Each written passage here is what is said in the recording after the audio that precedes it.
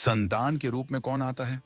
पूर्व जन्म के कर्मों से ही हमें इस जन्म में माता पिता, भाई बहन, पति पत्नी, प्रेमिका, मित्र शत्रु, सगे संबंधी इत्यादि संसार के जितने भी रिश्ते नाते हैं सब मिलते हैं, क्योंकि इन सब को हमें या तो कुछ देना होता है या इनसे कुछ लेना होता है।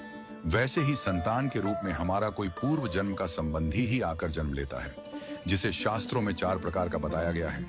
1. अणानुबंध पुत्र। पूर्व जन्म का कोई ऐसा जीव जिससे आपने ऋण लिया हो या उसका किसी भी प्रकार से धन नष्ट किया हो, वह आपके घर में संतान बनकर जन्म लेगा। वह अपना धन बीमारी में या व्यर्थ के कार्यों में तब तक नष्ट करेगा जब तक उसका पूरा हिसाब न हो जाए। 2. शत्रुपुत्र। पूर्व जन्म का कोई दुश्मन आपसे बदला लेने के लिए आपके घर में संतान बनकर आएगा। बड़ा होने पर वह माता पिता से मारपीट, झगड़ा करेगा या उन्हें सारी जिंदगी किसी न किसी प्रकार से सताता ही रहेगा। वह हमेशा कड़वा बोलकर उनकी बेइज्जती करेगा और उन्हें दुखी रखकर ही खुश होगा। 3. उदासीन पुत्र। इस प्रकार की संतान न तो माता पिता की सेवा करती है, न ही कोई सुख देती है। वह उन्हें उनके हाल पर मरने के लिए छोड़ देती है। विवाह होने पर यह माता पिता से अलग हो जाते हैं और उनकी चिंता नहीं करते। 4. सेवक पुत्र।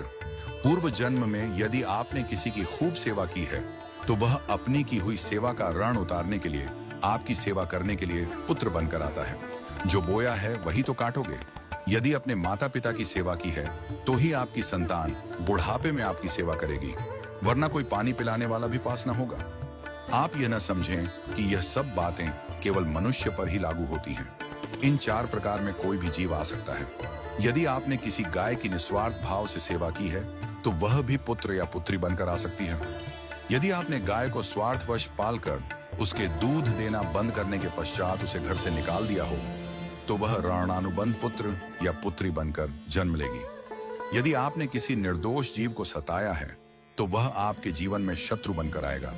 इसलिए जीवन में कभी किसी का बुरा न करें, क्योंकि प्रकृति का नियम है कि आप जो भी करोगे उसे वह आपको इस जन्म में या अगले जन्म में 100 गुना वापस करके देगी। यदि आपने किसी को 1 रुपया दिया है तो समझो आपके खाते में 100 रुपया जमा हो गए हैं। यदि आपने किसी का 1 रुपया छीना है तो समझो आपकी जमा राशि से 100 रुपये निकल गए। जरा सोचिए, आप कौन सा धन साथ लेकर आए थे और कितना साथ लेकर जाओगे? जो चले गए वे कितना सोना चांदी साथ ले गए। मरने पर जो सोना चांदी, धन दौलत बैंक में पड़ा रह गया, समझो वह व्यर्थ ही कमाया। औलाद अगर अच्छी और लायक है तो उसके लिए कुछ भी छोड़कर जाने की जरूरत नहीं है, वह खुद ही कमा लेगी।